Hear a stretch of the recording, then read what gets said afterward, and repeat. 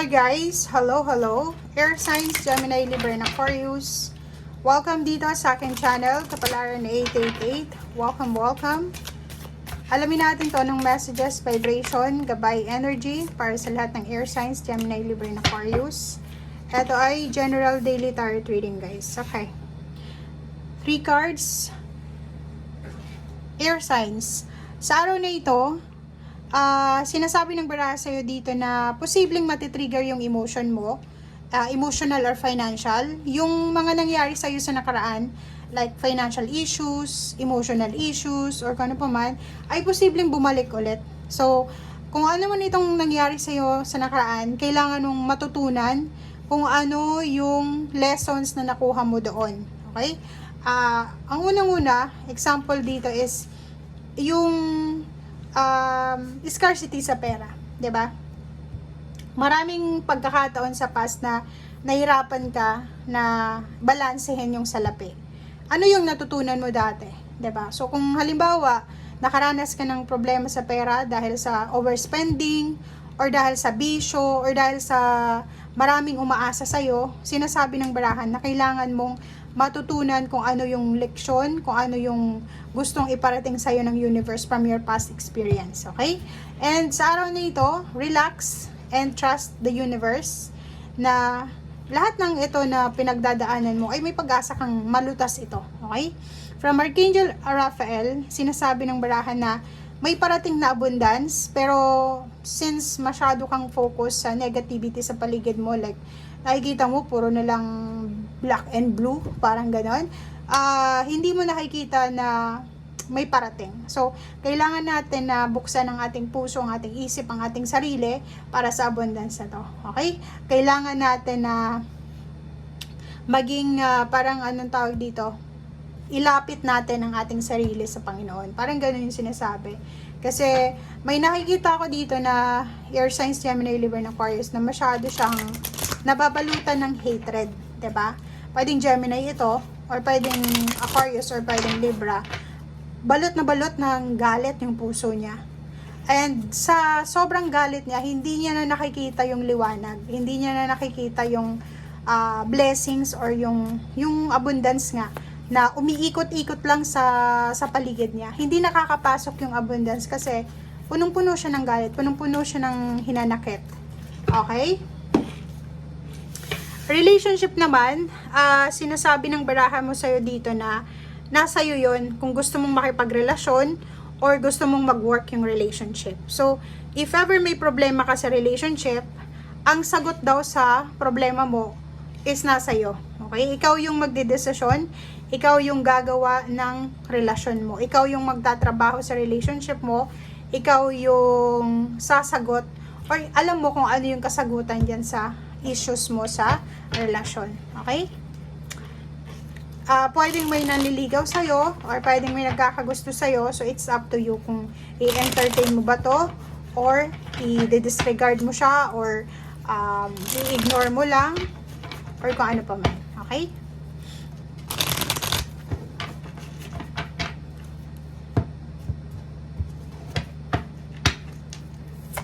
Okay, first card dito sa third deck is 5 of Swords.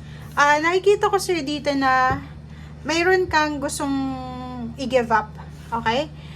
Nakikita ko pwedeng gusto mo i-give up yung relationship or pwedeng yung trabaho or yung plano mo or yung goals mo. So, comment down below if kung may gusto kang i-give up. Pwedeng yung relationship to. Parang nakikita ko sa'yo dito na sobrang stress na, toxic na yung karelasyon mo or yung situation nyo. And mas gusto mo nang maging tahimik yung buhay mo. Parang ang iniisip mo sa ngayon, okay lang maging single as long as na tahimik yung buhay mo. Comment down below if resonated ka dyan. Kasi eto, 'di ba? Gusto mong i-give up yung stagnation sa buhay mo. Parang ang dami-dami mong plano sa buhay, ang dami-dami mong gustong i-manifest, pero ang feeling mo hindi umaayon yung takbo ng universe, 'di ba? Like ikaw, as a breadwinner siguro, ginagawa mo yung best mo, pinapasan mo lahat ng obligation, but yung mga member ng family mo wala silang pakialam sa iyo. Parang ganun yung nararamdaman mo. Relationship, ganun din. Sa mag-asawa, mag-girlfriend, mag-boyfriend, ikaw lang yung nagtatrabaho sa relationship.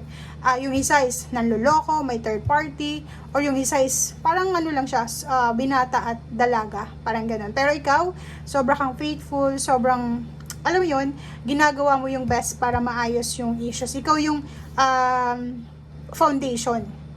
Na dapat is dalawa kayong foundation. Okay? Sa pera din ganun.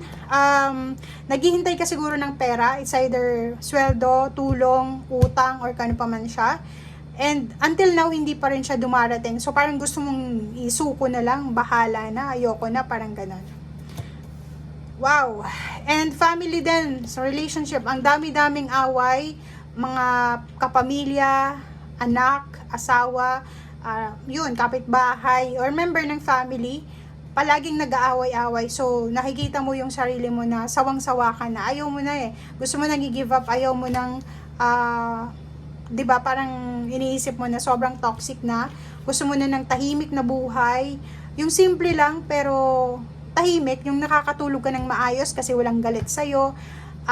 Lahat nakangiti. Lahat, alam mo yun, walang nagtatraidor or parang yun, at least, 'di ba? Nakikita natin dito na sa araw na ito, makakatanggap ka ng isang balita galing sa kapamilya. And pwedeng ang balitang ito is magbibigay sa'yo ng sobrang saya. 'Di ba? So, it's a positive news, happiness, and contentment. Etong makukuha mo sa araw na ito. Okay? So, focus. Sinasabi ng baraha, so yun, wag kang magfo-focus doon sa negative na nangyayari sa paligid mo. Focus ka dito sa balita na matatanggap mo. Okay? May isang okasyon, like kung ano man itong okasyon na darating sa buhay mo, expected mo na siya na occasion, and sobra-sobra yung excitement na nararamdaman mo sa ngayon. Excited ka sa paparating na okasyon, excited ka sa reunion, sa travel, excited ka sa kung ano man tong darating sa'yo. Pero nakikita ko, ano to, family celebration or family accomplishment and achievements. Yung iba din sa inyo dito, excited sa negosyo na posibleng bubuksan nila. Excited sila sa graduation. Graduation ang nakikita ko sa'yo dito. Okay, next. Oh, yun. Positive news.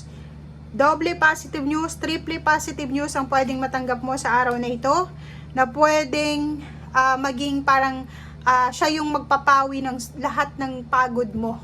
Parang yung lahat ng sacrifices mo ay posibleng mawala dahil sa magandang balitang ito na matatanggap mo sa araw na ito. Or posibleng yun, pwedeng yung anak mo malapit ng graduate, or pwedeng malapit ka ng mag-retire, or yung kontrata mo biglang binawasan ng iyong employer, so pwede ka nang makauwi. So, sobra-sobra yung kaligayahan mo na matatanggap sa araw na ito or mararamdaman kasi lahat ng sacrifices mo, lahat ng responsibilidad mo ay nagbunga or feeling mo malapit ka na doon sa final destination ng obligations mo. Okay? Thank you guys. Bye!